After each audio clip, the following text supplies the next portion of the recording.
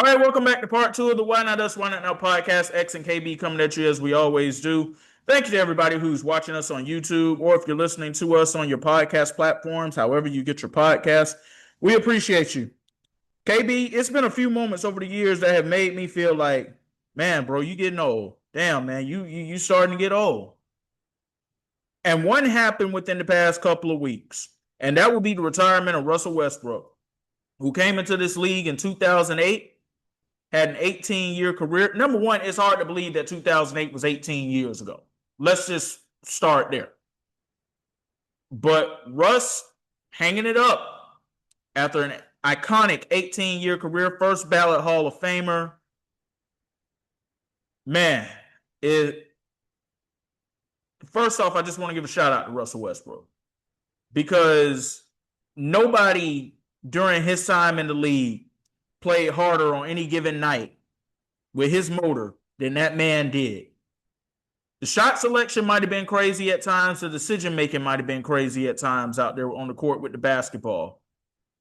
You never questioned his effort. You never questioned his energy. He always brought it. And for that alone, you got to say thank you, especially when you watch games today and you question, do guys even want to be out there? What are you really bringing? Are you even giving us everything you have? You never questioned that with Russell Westbrook, even in the latter stages of his career. Yeah, shout out Brodie, man. That kind of, when I first got the news, it kind of made my heart sing a little bit because it was like, we are getting older because he was one of the last guys from that class when we say this was real NBA back then. This was like real hoops. No more Chris Paul, no more Brodie, no more John Wall. Like, I remember that picture that was taken with all of those guys with Steph included, and he's like the last one left. Him, Dame, like the era of those point guards that we grew up on is almost over. And so, when we're talking about a guy that, gave everything, he was one of my favorite players, but it wasn't necessarily because it was more so because of how he played the game, how he approached everything, the triple double king, averaged a triple double for a season, which is something that people said was unheard of, was never going to be done again since Oscar. So it was going to be one of those things where he was already going to be a first ballot Hall of Famer to me. He was already going to be considered the greatest player to ever wear a Thunder uniform because of the fact that what he meant to that community. And I didn't say he was the best. Now, we got to, like I said, this is the same thing with the Miami Heat discussion that we had with Dwayne Wade and LeBron James. Greatest because of what he did for that city. Now, it could be either Kevin Durant or SGA when you're talking about success and everything that they, who was the best overall player, but he was the greatest because when KD up and left and went to Golden State, he stayed. He stayed even up until the point where, if it was up to him, he probably would have never left. To be honest with you, he would have never left because of what he meant to that city, what he meant to that organization. Because when him and Kevin Durant were drafted, that team was one of the worst in the league, if not the worst. I don't think people actually understand. They went from being a 20-something win team to being a 50-win team the very next year without having to build a super team component to do it. Do y'all understand how hard that actually is? And I think that what is important, a lot of people don't understand. You got to see 3 future MVPs all on the same team at one point with James Harden, Russell Westbrook, and Kevin Durant. Something that a lot of people can never say they were able to witness. And it was special basketball because even when they lost to the Miami Heat in the finals back in, I believe that was 2012. Yeah, that was 2012. Yeah, 2012. It was like you knew they were going to be special. Now, I felt like that, the James Harden trade derailed a few things, but it was also to the point that, they even had a chance against, the 73-9 Warriors, where I felt like that they should have been able to close the deal. And they ultimately did not, but it doesn't, it doesn't negate the fact that they were a constant, 50-win team. The things that they were doing to, the Spurs, the Grizzlies, those teams that we grew up on watching, Spurs, while Popovich was the head coach, one of the best well-oiled machines that they had in the league. The grit and grind Grizzlies, one of the toughest defensive-minded teams in the league. These were teams they were going up. The Kobe-led Lakers, they were going against teams that were like, they I were want some of to the say, best. I want to say this to the point because you brought up them going toe to toe with the 73-9 Warriors. Before they played the 73-9 Warriors in that same playoffs, they played a San Antonio Spurs team that was loaded. They won 67 games. Like, for a good stretch of that season in 2015, 2016, which is why a lot of people say that might be the greatest NBA season of all time because of all the storylines that were taking place during it. The Warriors made history by going 73-9 in the regular season. There was a good point in the majority of that season where we did not know who was going to finish with the number one overall seed in the Western Conference between them and San Antonio, because San Antonio had just acquired LaMarcus Aldridge in free agency after he left the Portland Trail Blazers. Kawhi was emerging. Duncan, Ginobili, and Parker were still there. They take on OKC in the second round. OKC on paper was not supposed to win that series. And I also look at it like this. That 2016 year where the Warriors were 73-9, I don't think people understand how that may have altered that OKC series may have altered history. Had OKC finished the job, and I believe they would have went to beat Cleveland. I do at that time felt like they would have matched up against Cleveland pretty well because of the fact that when you're talking about a more mature Russell Westbrook, a more mature Kevin Durant, a team that had a premier shot blocker in Ibaka, a true center in Steven Adams. I think that they would have matched up pretty well against even at that time a LeBron James that was peak his powers. I still feel like him and Kyrie still were because to say that they were unbeatable, the reason why I can't say that the Cleveland Cavaliers were unbeatable at that time is because yes, it took historic performances from Kyrie and LeBron James to get it done. But they were down 3-1 for a reason. They were going against an offensive juggernaut in the Golden State Warriors, and they were struggling. But if you remember, the Warriors, that same Warriors team was down 3-1 to Kevin Durant and Russell Westbrook, and they were struggling. So I can't just look at it and say, well, the end result meant that you were just not better than them. I can't say that in the sense of if you were like clear cut better than them, how were you down 3-1 in the first place? Why were you down 3-1 in the first place? I can't just say, well, yeah, you let them walk you down. Yeah, you got walked down because LeBron James was locked in on a different level. But at the same time, I gotta say that just because you didn't finish the job does not mean that they were just clear cut that much ahead of you.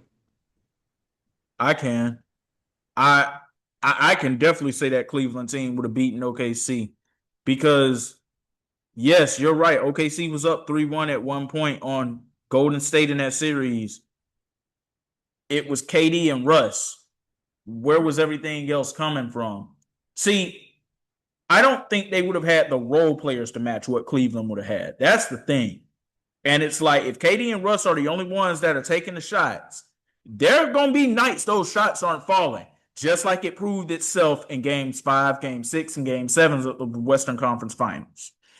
Also, the fact that I don't know if Billy Donovan in his first trip to the NBA Finals, had that happen, I don't know what that matchup with him and Ty Lue would look like.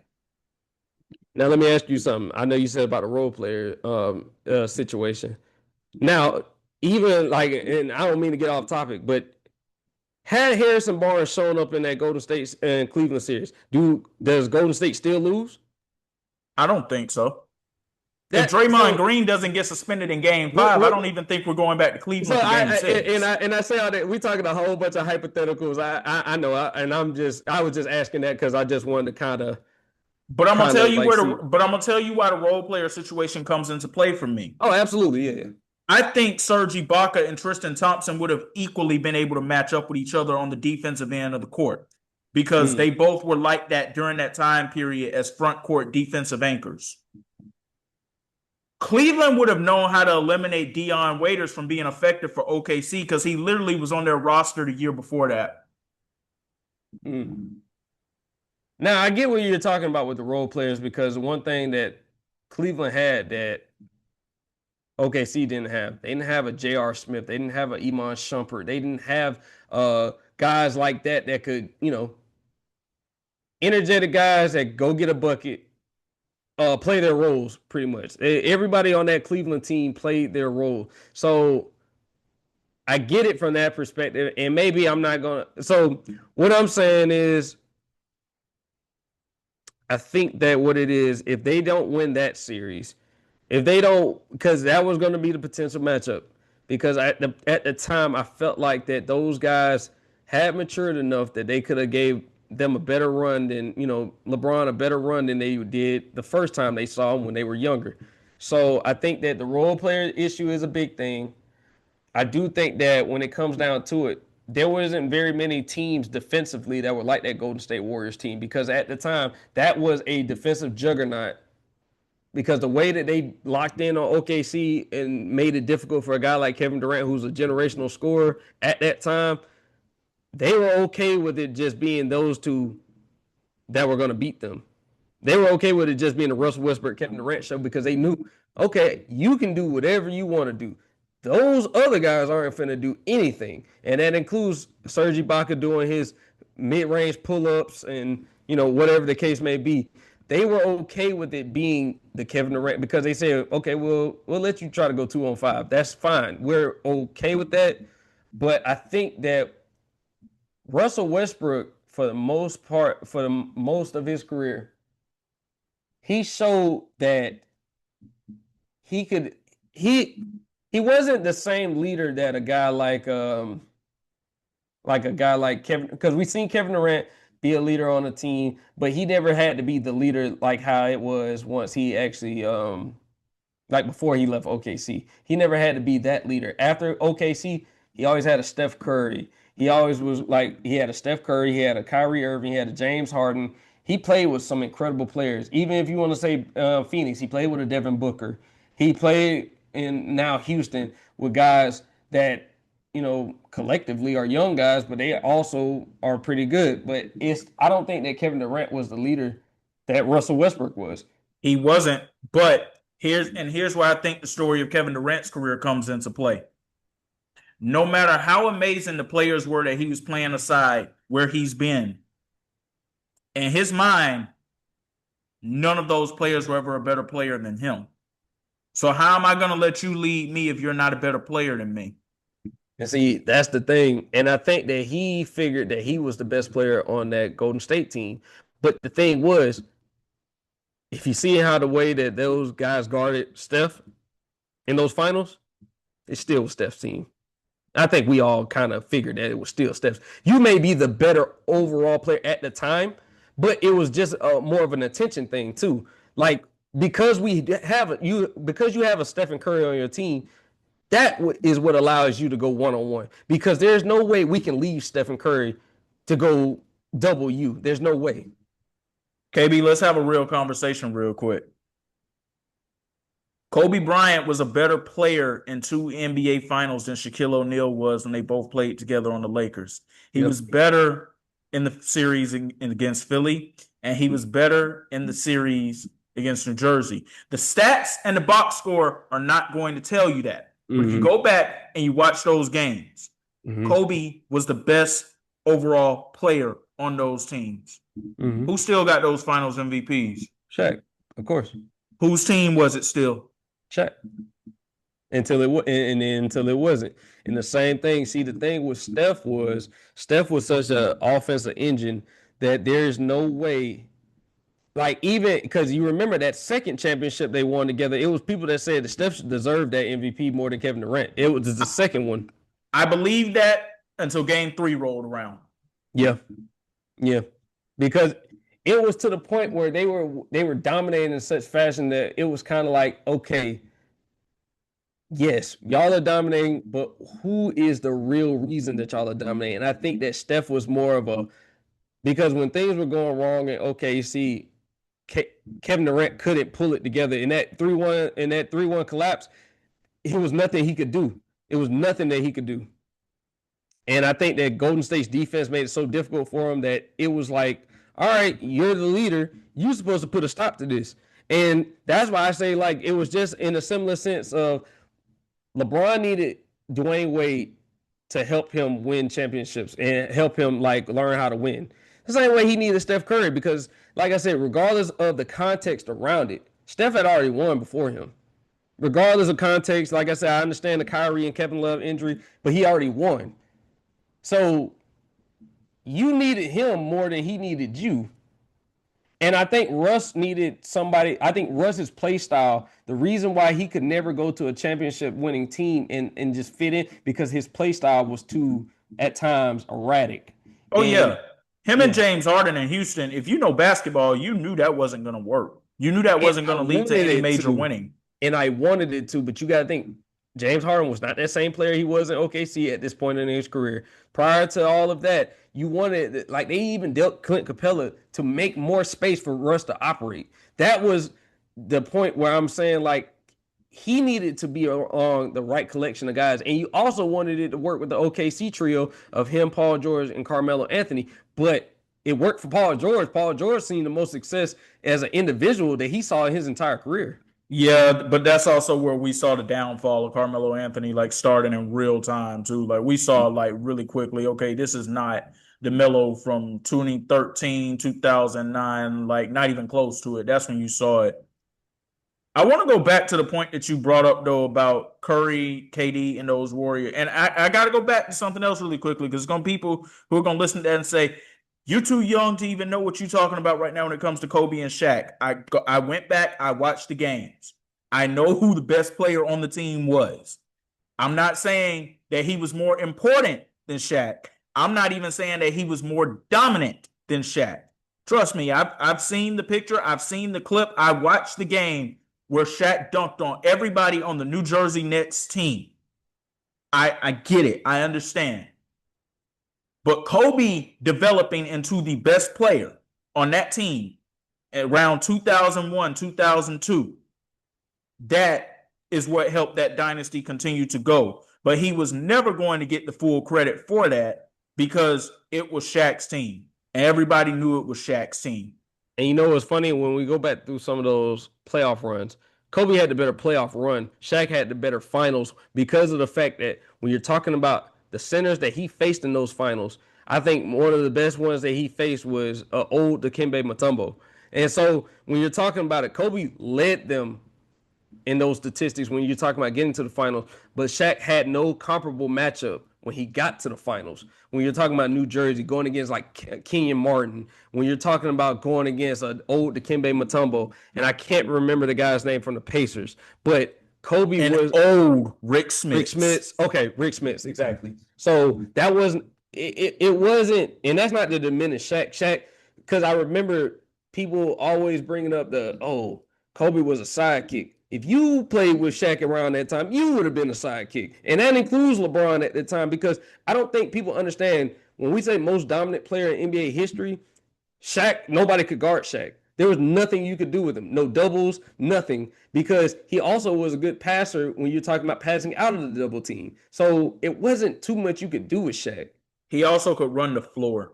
Exactly. I know y'all seen those clips of him running the floor, dribbling the ball up court, throwing alleys to Kobe. Like, that was legit. And that wasn't even the same Shaq that was in Orlando that was dribbling between his legs. That was a Shaq that had put on more weight, that was more of a dominant paint presence. That was that Shaq. So when you're talking about it, it's very possible that you're looking at a situation where it was a 1A, 1B, even though people don't like to put it that way. But I want to go back to Russ for a second, because I gotta show some love. Prior to his LA stint, I don't think people remember what he was with Washington, how dominant he was with Washington. He was still very good. He was a sneaky MVP candidate because of the fact he was still averaging. Like, I remember seeing that triple-double streak that he started back up. You got to remember, he was good. Him and Bradley Beal made them still. Russ had you thinking Bradley Beal was one of the premier players in the league. And that's not taking anything away from Bradley Beal, because during his prime, before the injuries really started piling up, he was one of the best shooting guards in the game. But Russ had you thinking that Bradley Beal was one of these 200, 250, $300 million guys. Yeah, exactly. And it was, look, I'm going to say this. Russ is one of the, like, if I have to show any kid tape of who I want you to like model your game around as far as hustle goes, I'm going to show them Russell Westbrook. Because on a random Tuesday night, I know he's going to bring it, which is something like that a lot of guys would not do. A lot of guys don't have it in them to, on game 46 out of an 82 game season, to go out and they're still playing with that same intensity on a random Tuesday at 7 o'clock against the Charlotte Hornets. They just don't have it like that. They're not wired like that. He was wired like that. I also love his story. His story is one that is truly, if you work hard, great things can and will happen. Because even when he was at UCLA, he was not projected to be anything close to what he ended up becoming. And also, you got to look at what he did towards the end of his career, because I do feel like the LA stint was just a disaster. I think it never should have been a thing because of the fact that Russ at that time was not equipped to be in that role that he was forced to be in LA. And it was kind of like, I get it to the sense like you would think it could work with a guy like Anthony Davis and LeBron James being around you. But that's why when we say you can't just do it just because it looks good on paper, it has to be a stylistic fit. And I think that it didn't fit stylistically, but I feel like that he gets a lot of flack because we don't blame everyone. Everyone does not get equal blame when it comes to that Russell Westbrook situation, because a lot of it comes in, plays into his psyche. Russell Westbrook's never been in any scandals. He's never did anything, but people were starting to attack his family. They were starting to attack his character, him as a basketball player. It was just a lot. I'm going to go a step even further. The media magnified this situation even more. The show Undisputed that used to come on FS1 with Skip Bayless and Shannon Sharp.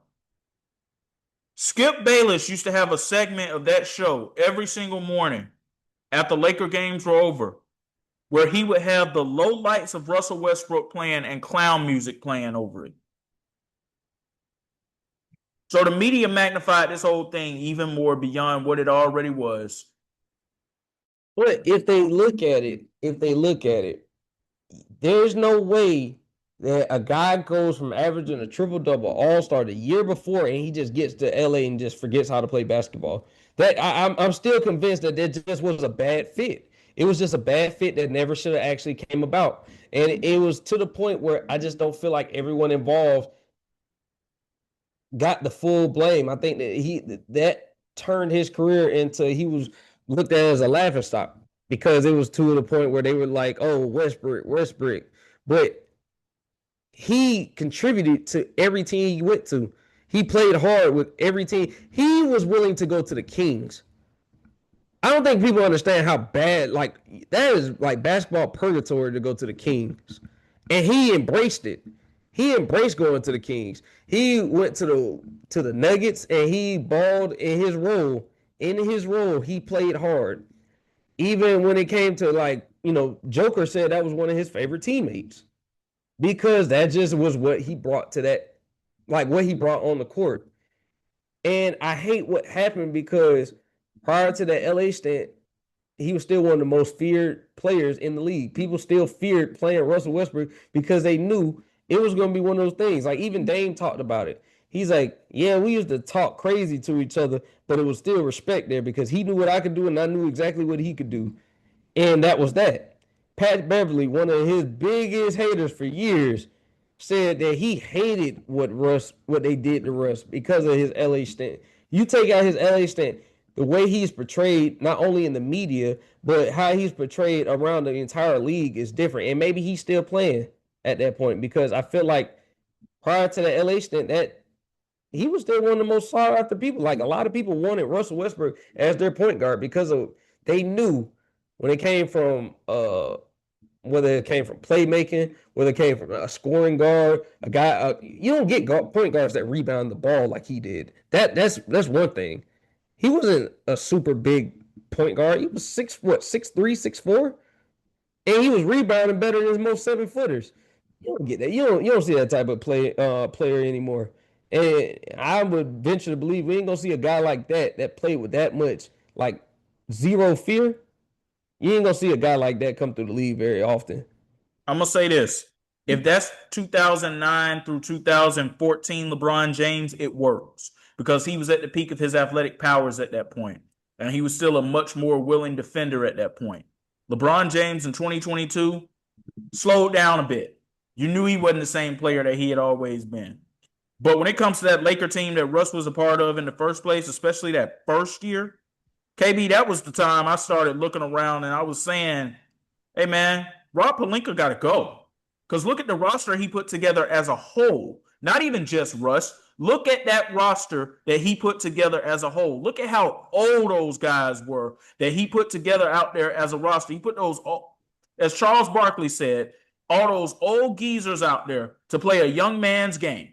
And you expected good things to happen.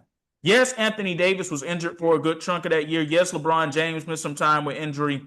That was not going to make a difference in terms of what they were going to be able to do in the postseason against those younger teams that were flying around at that point.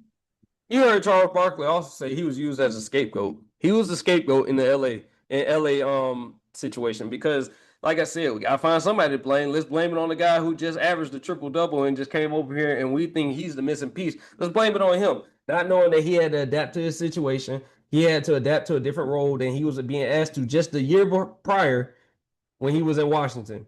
Because I don't care about Bradley Beal scoring all those points. I don't, because if it weren't for Russell Westbrook, he would have just been a guy that's averaged a bunch of points and lost a lot. He would have just been another guy that was just, offensive engine, but still never resulted in wins. So prior to Russell Westbrook, yeah, we know it would have been just that. So I look at it like this. I just hate, and the funny thing is, we talking about a guy that I feel like still can play. We talking about a guy that I feel like still should be on the NBA roster. We know the Wizards offered him, were interested, and the Kings as well. Yeah, but here's the thing, KB, and I'm actually glad that he ended up coming up with this decision that he came up with to walk away. As much as I'm going to miss him and I enjoyed his career, when you get to a point that you're a guy that's had that type of legendary career, you have been that great, and you're waiting for the phone to ring, and you might not get signed to a team until it's time for training camp, and you've had that type of career and you've been that great, that it's time to go, man. You are too great to have to sit there and wait around for things like that to happen. Don't even put yourself through that. And I think also he was looked at, a lot of people portrayed him out to be something that he necessarily wasn't. Because no matter where he went to, especially later in his career, he adapted to whatever role you gave him. You needed him to be a mentor and a backup point, I'll do that. You take me out of the starting lineup, a guy who's used to be in the starting point guard for many years, a guy who's been an MVP in this league, a guy who's been a 2-time All-Star game MVP. You talking about a guy who's accomplished things that most people don't even get to do. He's accomplished things in a season, guys that don't get to accomplish that in their entire career. So you're talking about a guy who had success at the highest levels. Yeah, he didn't win a ring. He was blamed a lot for the reason why he didn't win a ring. But the thing is, I still put that LA tenure as a bad smudge on his resume because of the fact that changed the perspective, that changed the narrative around him. Because prior to that, when you talk about that Washington Wizards, he got back into a lot of people's good graces because of the way he was able to capitalize that team. He was able to bring that team from nothing to something, and he made that Washington Wizards run special. He made that team special, and I think that if you take out that LA stint, a lot of things change. But I think that everything goes how it's supposed to go. And like you said, sometimes the problem with NBA greats that were great for so long is they hold on too long. And you don't want it to be where you're looking at a guy, He's a shell of him former self. Because I do feel like that he was one of those guys that still could go out there and get you from a backup point guard perspective. He could get you about 14 points, 7 or 8 assists. That's just from what I've seen from him. Because energy wise, he was still the exact same energetic person that he was. He wasn't the offensive threat that he was still that he used to be, but he was still energy and hustle, which is the exact same thing a lot of guys still get praised for in this league. He was still that. And that's why I feel like he can still play, but he went out on his own terms, which is something that, everybody wants to do at the end of their career. So I can respect it from when we're looking at it like that. He Oh went out the yeah. way he wanted to. Oh yeah, for sure. And I don't disagree with you that he could still play. The only thing for me in particular is, and you pretty much alluded to it, you see those NBA greats and you've seen the great careers that they have. And when Father Time hits them on the door and they're still out there, it's like Vince Carter, man. As much as, I respect him going out there and being a mentor in his latter years of his career, man, the Vince Carter I saw in Atlanta and Sacramento and Memphis, and I don't want those to be my memories that I remember of a player who I once remember being the greatest athlete the NBA had and different things like that. I mean, this has been sanity we're talking about, man. Arguably the most famous dunk contest of the 21st century where we saw him put his arm in the rim. Not even close to being able to be that type of player anymore. So I'm glad that Russ walked away on his own terms and he's not out there looking like he's begging for crumbs for the NBA to still accept him. When you're that legendary, you shouldn't even have to put yourself in a position to do something like that. Oh, that's facts. Yeah, it's just like, but I respect it because he didn't just want to like, oh, I'm gonna just go sign to a random team to try to go chase rings like House. That's how I knew he was doing it just for the love of the game. Because if you can go play for the Sacramento Kings, you just love basketball. Because there ain't no other explanation I can say for that. Like, and we've had these discussions. That's where careers go to die. It is well documented on this platform how I feel about the Sacramento Kings. Y'all already know. Yeah, yeah. So it's like I could just tell he was just playing there because he loved basketball. He loved to compete.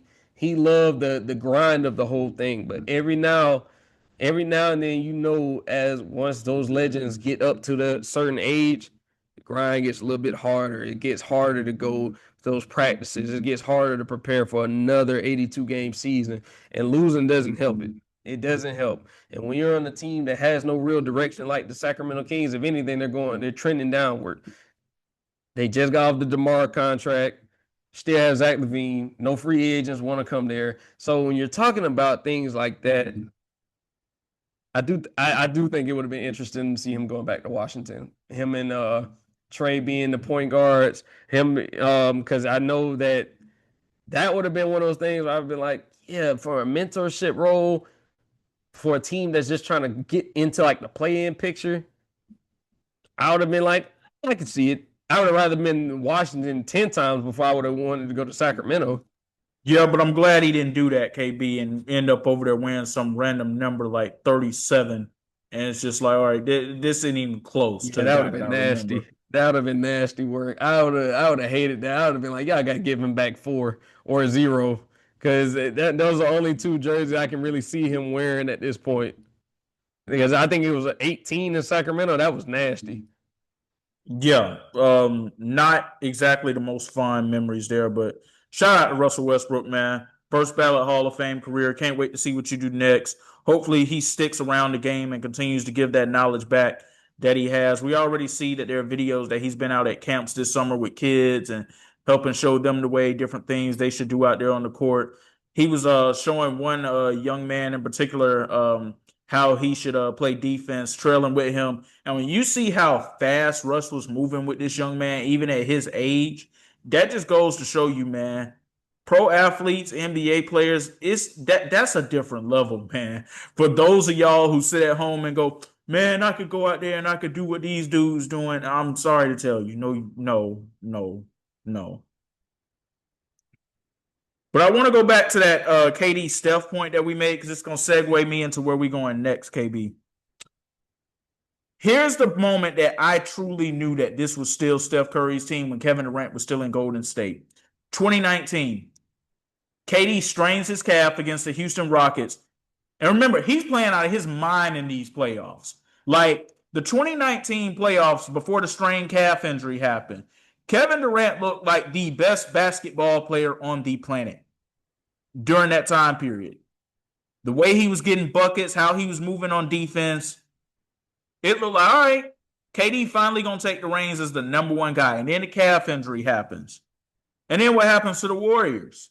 They dust through the Houston Rockets the rest of the way. Because remember, Houston tied that series up 2-2, and then the Warriors beat them the final two games, and they beat them like it was nothing. And then they go to the Western Conference against the Portland Trail Blazers, the Western Conference Finals. They beat them, swept them like it was nothing. That was when I knew, okay, this is still Steph Curry's team, and Golden State is still perfectly a well-oiled championship machine with or without Kevin Durant if they got their main three guys out there leading the way. Yeah, because I looked at it like even prior to even after Kevin Durant got injured, I was like, if they still have a healthy Klay, they get it. I think that they give them a real run because of the fact that Klay was balling even after Kevin Durant got hurt. But when Kevin Durant came out those few minutes prior to him getting injured, and tearing his Achilles, I think that Toronto, that particular game, they saw true fear. I think the entire arena saw true fear because what he did in a few minutes, I don't even think he missed a shot. I think it was to the point where I was like, I can't believe what I'm watching. And it was like, that's why when they were saying, oh, the fans weren't cheering, there was a few cheering because that was true fear. Like, they knew even a 60% Kevin Durant would have been enough for them to get it done. But when Klay went down, I think that what he brought from a 3-and-D perspective, it was too much for Steph to overcome. You know what they really knew in that moment when KD was out there doing that in a few minutes that he was doing it? If that dude had been healthy from game one, we would not be here right now for a game 5. I would have gave them a gentleman's sweep, if anything. That would have been one game I would have just gave them. I'm gonna be completely honest with you. I'm gonna be completely honest with you because the real reason why I would have gave them one is because we've seen it even with the Cavaliers. The Warriors tend to give somebody one game. They'll give them one. If anything, they'll give them one. But because I do feel like Kawhi had, Kawhi was on a tear that series. I mean that playoff run, but that team, like I said, Steph Curry and Klay Thompson, I felt like would have gave them hell. Prior to Klay getting hurt, they would have got it done in Game 6 if he did not get hurt. It would have been 4. If KD had been healthy from the start of that series all the way through, they would have swept them folks. I'm gonna tell you why. I'm gonna tell you why. Pascal Siakam does not get to have the same effect that Pascal Siakam got to have throughout that series if Kevin Durant is out there on that floor. Fred VanVleet does also not get to have the same effect that he had out there in that series if Kevin Durant is on that floor. It's a totally different ball game at that point. I mean, if we're going to be completely honest, you know what it would have been also bad? If Boogie was the same Boogie. Yeah. If Boogie was the same Boogie. I mean, it wouldn't even have mattered about Kevin Durant because Boogie was still the same Boogie when he was in New Orleans prior to him getting injured. Because we got a sample of Boogie even looking close to that in Game 2 of that series. Yeah. I'm like, I don't think y'all understand because it was a lot of people that was like pissed when he signed with Golden State. I was like, yeah, but it's not the same Boogie, but he's still serviceable. But y'all lucky that he did get hurt because when him and Anthony Davis were in New Orleans, that was the best duo, especially talking about big men duos. That was the best duo in the league. I'm talking about a constant 30 and 10. And remember, their point guards were Drew Holiday and Rajon Rondo. So there was nothing that anybody could really do to stop that ball movement. Because you had your 3-and-D point with Drew Holiday, and you had one of the greatest playmakers in history with Rondo. So it's like, I don't think y'all understand like what that was. That was special. And I remember when that trade went down, there was a lot of people saying, I just don't know. Like I was one of them. I was one of them. The Lakers had just acquired the Lakers. No. LeBron had just signed with the Lakers. And I'm like, okay, all right. things moving here. Favorite team back on. Got LeBron again. And then there were rumors that they were going to sign Boogie Cousins too. And remember, at the time, he's recovering from the Achilles injury. We don't know what he's going to look like. We're still of the mindset, because of the way that modern medicine is trending, this dude will be just fine when he comes back. And when he's healthy again, he's going to be out there. He's going to be the same Boogie he was, easily given 20 to 25 a night, 10 boards, all that. Now, ultimately, we know that's not what he ultimately came back to become. But when it was the Warriors, yeah, it was a very demoralizing feeling. Especially when you add to the fact that KD, Steph, Klay, Draymond still there, Iggy coming off the bench. Yeah, it was very demoralizing. And that's the reason why I also can't take it too serious when people are arguing semantics, when they're saying, "Oh, well, yeah, the Warriors, we don't feel sorry for the Warriors three-peat chances because of the fact that what happened with the Cavaliers and LeBron James." It's like, yeah, but you can't also ignore context, because just like how we're gonna, if you're one of those people that said, yeah, the Warriors would have lost if with a healthy Kyrie and K Love. You also got to acknowledge what they would have did to the Raptors, but they would have dismantled them, and it would have been based off of how, if they wanted to get it done in 4, they would have got it done in 4. But if they say, okay, we just want to chill tonight, we'll give it in 5. They literally could have dictated that entire series how they wanted to, and it would have been like, like death by 1,000 cuts. They could have just did it however they wanted to. It would have been methodical. It would have been probably one of the worst things that could have happened, and Kawhi still would have ended up leaving. KB, there's only one team from the Eastern Conference during that year that I think could have potentially given the Warriors fits. They wouldn't have beaten them, but I think they would have given them fits if everybody had showed up and did their job how they were supposed to, and everybody's healthy. Philadelphia 76ers. That's fair, because they would have had at the time prime Ben Simmons, Jimmy Butler, Joel Embiid. Yeah, that's fair. Yeah, I can see that. I can see that. They also had the role playing shooters to go along with Golden State too. That's fair. I can see that, because but would they have beaten them? No, I'm not saying that. I'm just saying they would have gave them fits. Yeah, because the way the defense that Ben Simmons was playing at the time, when he had to match up against some of the other best point guards in the league, Ben Simmons was probably the best on-ball defender as far as from the point guard's perspective. Yeah, Ben Simmons was one of the best on-ball defenders in the league at that time. So yeah, I could see that. And then Jimmy Butler was still Jimmy Butler. And if Embiid shows up every single game and does what Embiid's supposed to do, Golden State wouldn't have had an answer for that. Absolutely, yeah. I can kind of I see you cooking a little bit, Eggs. I see that. I can see that. It's funny how Golden State went from a decade ago being able to put all of this together now today. They can't even put together a real competent playoff team to put around Steph and Draymond as they age out. Yeah. And they had a chance to potentially add Klay Thompson back to the mix to possibly come back for the twilight years of his career. He said, "Nah, I'm good." He is now going to be a Miami Heat.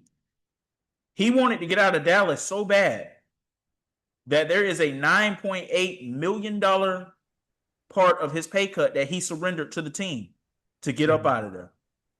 That goes to show you that he wanted to get up out of there that bad. But I bring up the Golden State part in it because I don't know if he was talking about them or not, but I'm going to guess that he was. When somebody asked him about why he didn't go back to the Warriors, I didn't see the full clip, but the part of it that played, KB, was when he said, "They gave up on me before. Why should I go back over there now?" He's got to be talking about Golden State when he's saying that. Yeah, absolutely. And you remember it towards the end towards his exit out of Golden State, he said Steph wanted to get him the money. He was trying to influence them to give him the money. He said, "No, I don't want them to give me the money because you said so. I want them to give me money because that's what they believe I'm worth." And so it's to the point where he felt like they gave up on him, even though Steph and Dre probably wanted to keep the band all together. They wanted to go out together, on their own terms. But I think it was how he felt disrespected by the organization. And that's the reason why he said they gave up on me. And it's like, if you really read between the lines into what he was saying, that's exactly who it was aimed at. They gave up on me because there was nothing that he could say really when it came to Dallas. Like, they gave up on me. We know you're not talking about them. No, So Dallas gave up on themselves and any type of championship future they had for the immediate future when they traded Luka. yeah, So so yeah, anything that they would have been cooking up would have been if they wanted to say they gave up on Luca, sure. But yeah, that would had everything to do with a direct shot, indirect shot, if you want to say, like since he didn't name them, that was towards Golden State. But it was more so, like I said, towards the front office, who he believes that gave up on him as a player, no matter the type of things that he did for that franchise, and helped bring in those 4 championships to the Bay. I think that he felt like they disrespected him once and he would never go back there. That's the reason why he wanted Steph to kind of butt out of it, because he said, no, I know that they'll at least consider it if you say it, but I don't want it to be because you said it. I want it to be because that's how they feel and that's the type of player that they think I am. But once he tore, what was it, his ACL or his Achilles? It was an Achilles, right? he tore his ACL first in Game 6 of the 2019 Finals, and then as he was recovering from that, that's when the Achilles injury happened. And they knew he was a shell. And it was like they knew that there was no way. It would have been like just giving out money just because of what you've done, but not because we feel like you're a great player anymore. I think that that's what it would have been. And at that time, Klay had to understand, like, I get it because of what he's done, but we can't just always go off of what you've done, because if you can't help us win and we're still trying to win now, we're trying to still maximize a Stephen Curry who's still a top 10 player to a lot of people. We can't get it done if we don't give him comparable help. Yep, I agree with you. But here's what I also think part of Klay's issue is and why Golden State wouldn't give him that money. Think about how much he sacrificed for Kevin Durant to come over there. And I mean sacrifice in terms of his numbers and what they could have been if there's no KD and there's Steph, Klay, and Draymond. Think about that for a second. Yeah. I mean, the way I look at it like this, bro, because I look at it like the reason why I feel like it's kind of crazy, because who do you feel like was more valuable to those championships, those 4 championships out of Klay and Draymond? It's probably isn't popular, but I'm gonna go with Klay. I'm a Klay guy. And the reason why I feel like that is now because Dre hasn't been great the last couple of seasons, and he still got paid. He still got his extension. They still paid him. So it's like, I don't think the criteria is matching what you're saying, because if you're saying, well, and if anything, he was quiet pretty much his time. Klay wasn't a disruptive guy. He wasn't over here asking for a whole bunch. He was just asking to be paid the money. Now, would he have gotten paid the money that he was wanting? No, probably not. But that would have been more of a discussion that we would have had to come to an agreement on, is you're not the same player, so we're not going to give you that same money that you feel like you're worth. If you feel like you could have gotten it somewhere else, fine. But at the same time, you have to understand you're not the same player anymore. Yes, because you went through 2 season-ending injuries. You have to come to terms with that as an individual player before we can actually start talking dimes, dollars and cents, because we're talking about giving you money when we could be allocating that money to helping us get back in the championship window.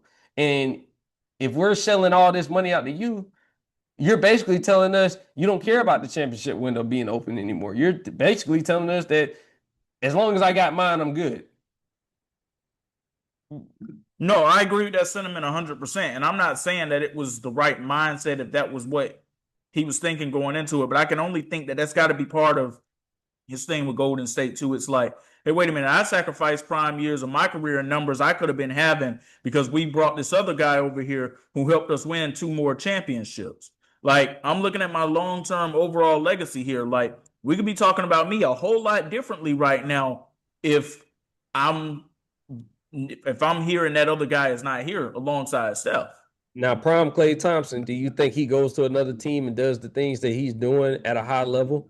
I still feel like he's the same shooter. I still feel like he's an incredible shooter. I just don't think prior to those injuries that was going to change anything. It wasn't, because he was become he was arguably the best two-way guard in the league at the time prior to those injuries. One of Right. the 2 to 3 best two-way players on the planet, him and Kawhi Leonard in particular. Defense travels. You know that. No, if Klay Thompson in his prime and those injuries don't happen, he would have gone somewhere and he would have duplicated the same levels of success statistically, if not greater than that.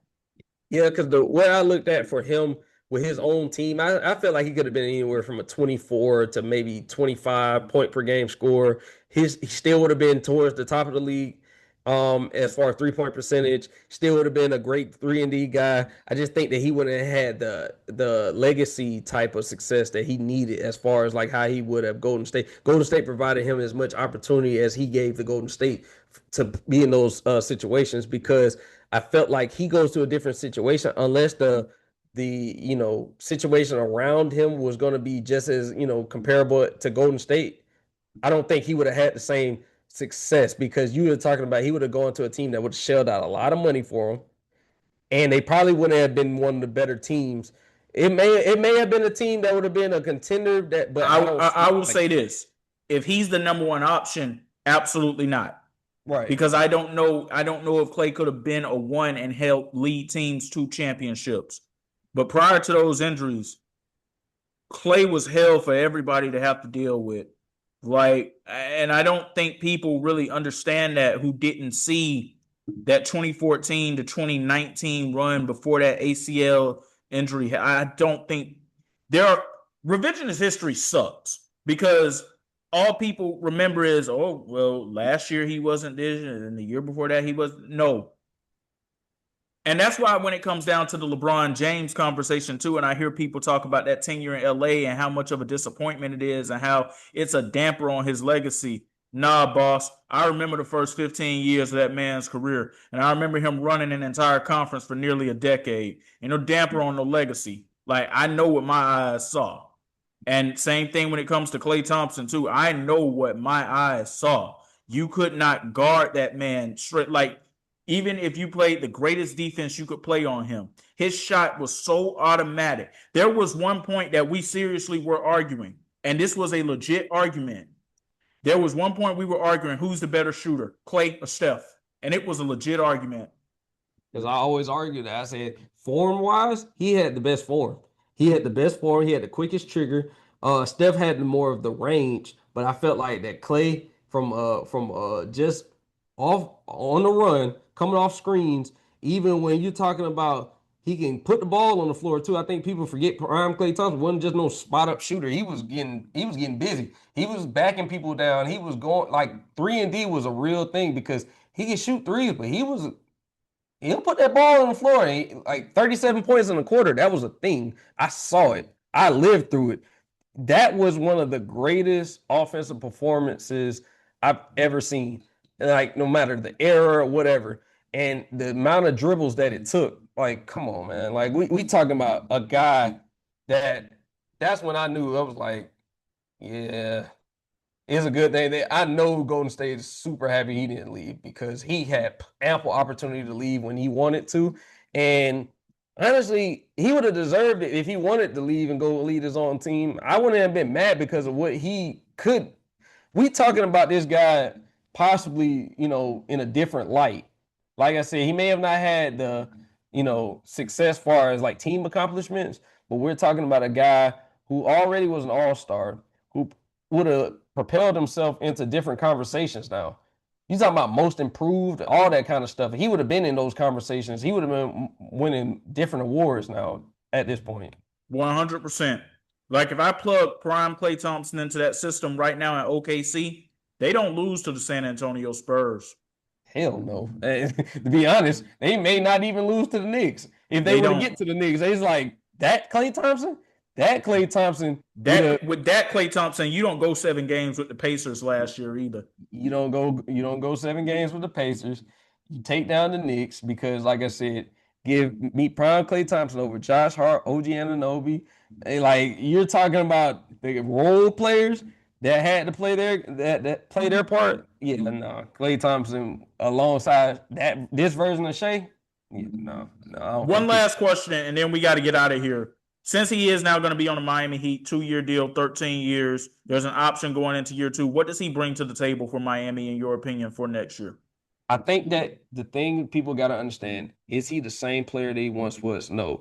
But can he still shoot at a point where he can be like the numbers that he was putting up as far as shooting aren't going to be the same? But can he hit timely threes? Yeah. He's still a threat. I don't care what version of Klay Thompson. He's still a threat. You still have to guard him. You can't just leave him open. He ain't no scrub. But I think he can still be anywhere from 11 point. Probably see 11 points per game. I think 11 points per game off of somewhere mid 40% shooting.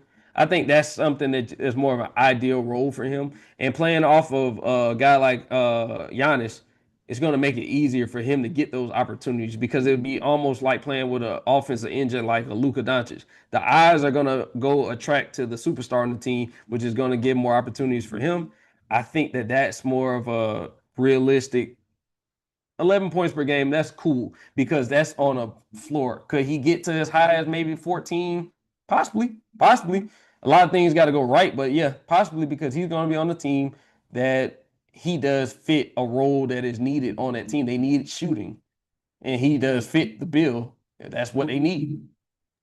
I'm not going to talk in terms of what I think his stats are going to look like. What I'll say is this: veteran leadership, multiple-time champion, so championship experience coming in there. The two big things for me, what I think he could potentially do with Davion Mitchell, and also the fact that Andrew Wiggins is on that team, and Klay Thompson and Andrew Wiggins on a team together where they won an NBA championship.